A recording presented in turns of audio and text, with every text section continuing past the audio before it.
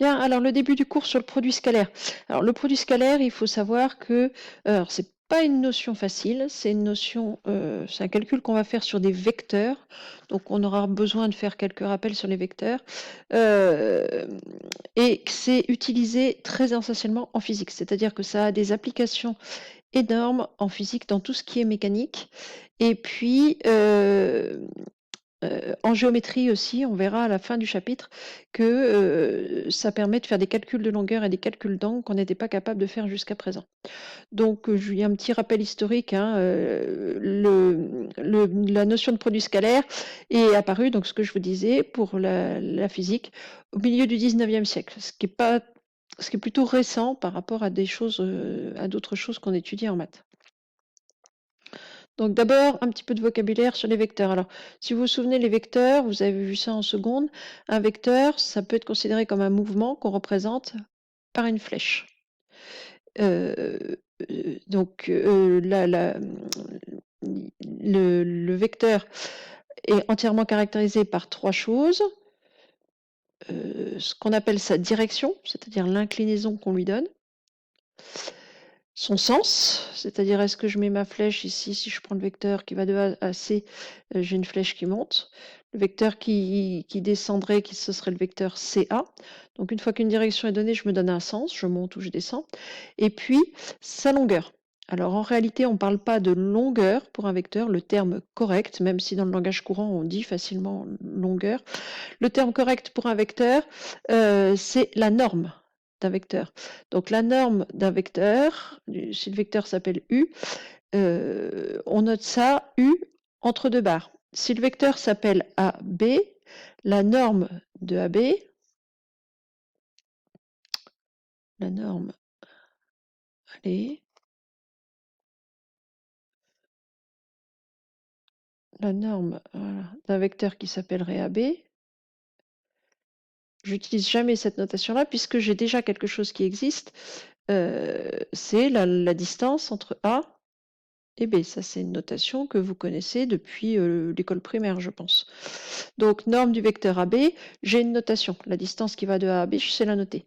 Si mon vecteur, maintenant, il se représente juste par une flèche, comme ça, mon vecteur U, et que j'ai besoin d'exprimer sa longueur, sa norme, bah, je ne vais pas dire, la notation U avec sans flèche, par exemple, n'existe pas.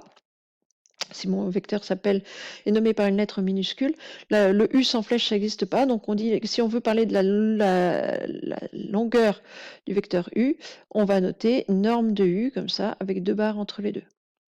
Donc à vous de... si je dois faire un parallèle avec le langage que vous connaissez, enfin avec le langage courant, norme, c'est égal à longueur. Bon, c'est pas très correct, hein, mais norme, si on vous devez retenir une idée, norme, c'est une longueur. Donc le produit scalaire, alors là, ça vous paraît très très abstrait parce que vous ne voyez pas encore les applications, c'est-à-dire que c'est un outil puissant, mais on est obligé d'apprendre à se servir de l'outil avant de voir à quoi il sert.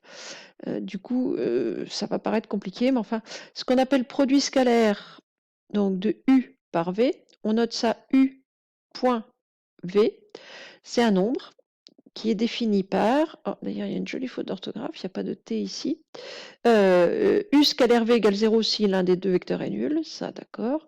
Sinon, U scalaire V, ça va être norme de U, la longueur de U, fois la norme de V, fois le cosinus de l'angle qui est entre les deux. Entre U et V, vous avez un angle. Bon, bah, si on vous demande de calculer U scalaire V, vous allez faire la norme de U, la longueur de U, fois la norme de V, fois le cosinus de l'angle qui est entre les deux. Donc on a revu cette notion de cosinus au moment du chapitre de trigonométrie. Très sincèrement, vous allez prendre les calculatrices, hein, sans doute, pour faire le cosinus. Donc U.V se lit U scalaire V. Alors, quelques cas particuliers quand même. Si U et V sont deux vecteurs collinéaires de même sens. Collinéaires de même sens. Alors, collinéaire, on va le rappeler. Collinéaire, c'est la même chose que parallèle. On peut le remettre. Alors, bon, j'aime pas le mettre ça. Hein, c'est pas très correct mathématiquement. Hein, mais norme, ça veut dire longueur. Pour des vecteurs, on a un vocabulaire spécifique. Mais l'idée géométrique qui est derrière, c'est la même. C'est ça, collinéaire, c'est l'équivalent de parallèle pour des vecteurs. On ne dit pas des vecteurs parallèles, on dit des vecteurs collinéaires. Collinéaire égale parallèle. De la même manière qu'on ne dira pas perpendiculaire, on dira orthogonal. Enfin, orthogonaux pour les vecteurs. Donc collinéaire, ça veut dire parallèle. Donc si on a deux vecteurs U et V collinéaires de même sens, U, V, voilà, si on est comme ça. L'angle entre les deux, c'est un angle fermé. C'est-à-dire l'angle entre les deux, il vaut 0. Et quand on a fait la trigonométrie, on a vu que cosinus de 0, c'est 1. D'un angle de 0, c'est 1. Donc du coup, on va faire la longueur de U fois la longueur de V fois cosinus de 0 qui vaut 1. Donc ça, on peut noter. Hein, donc du coup, comme on multiplie par 1, cosinus 0 degré, ou 0, égale 1. Ça, c'est pour celui-ci. Si mes vecteurs sont collinéaires toujours, mais de sens contraire, c'est-à-dire il y en a un qui va partir par là, et l'autre par ici. Oups, mon dessin est particulièrement mal fait. L'angle entre mes deux vecteurs, cette fois-ci, c'est plus 0 degré, mais c'est 180. J'ai un angle plat entre les deux. Et cosinus 180 degrés, donc là j'ai un angle de 180 degrés. Et cosinus de 180 degrés, c'est cosinus pi, si on parle en radian, c'est égal à moins 1. Alors vous pouvez vérifier à la calculatrice si vous voulez. Donc du coup, je vais faire la longueur de U fois la longueur de V fois moins 1. Donc je vais avoir moins la longueur de U fois la norme de V. Si mes vecteurs ont des directions perpendiculaires, si j'ai un angle droit entre les deux, donc je mets U comme ça, V comme ça, il y a un angle droit entre les deux. Bon, et ben dans ce cas-là, je vais faire longueur de U fois longueur de V fois cosinus de 90, sauf que cosinus de 90, ça vaut 0, cosinus pi sur 2. Donc du coup, vous allez faire norme de U fois norme de V fois 0.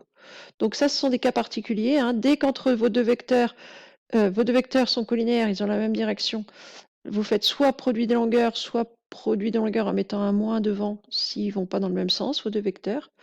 S'il y a un angle droit entre les deux, c'est encore mieux. Dans ce cas-là, le produit scalaire, il vaut 0. Si mes vecteurs, au lieu de s'appeler U et V, ils s'appellent AB et AC, je vais faire la norme de AB fois la norme de AC fois le cosinus de l'angle BAC, ou encore, si je veux alléger mes notations, hein, la longueur AB fois la longueur AC fois le cosinus de l'angle entre les deux. Bon, si j'ai un triangle équilatéral 2 côté 2, donc je vais faire un croquis, un triangle qui s'appelle ABC, je vais décider qu'il est équilatéral. Hop, voilà, il est équilatéral. Dans un triangle équilatéral, combien font les angles? Parce qu'on va en avoir besoin. Et ben, dans un triangle équilatéral, la somme des trois angles fait 180. Ils font tous les trois la même chose. Donc, ils font tous les trois 60 degrés. Si je veux calculer AB scalaire AC,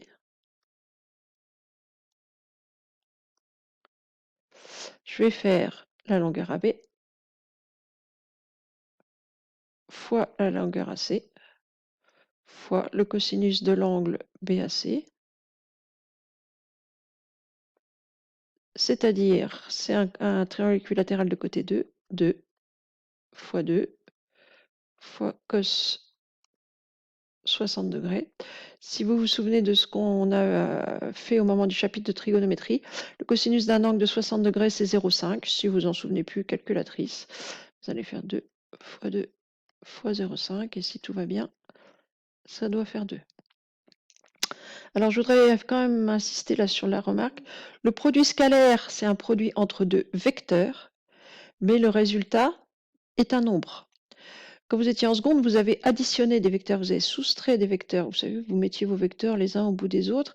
Quand on additionne des vecteurs, on obtient un nouveau vecteur. Par contre, quand on fait un produit scalaire entre deux vecteurs, on obtient cette fois-ci non pas un vecteur, mais un nombre. Alors j'insiste là-dessus, le produit scalaire, ce serait le pendant de la multiplication qu'on fait sur les nombres, sauf que le résultat, bah, on change d'objet. On part avec des vecteurs et on finit avec des nombres. Voilà, c'est tout pour cette première partie de cours.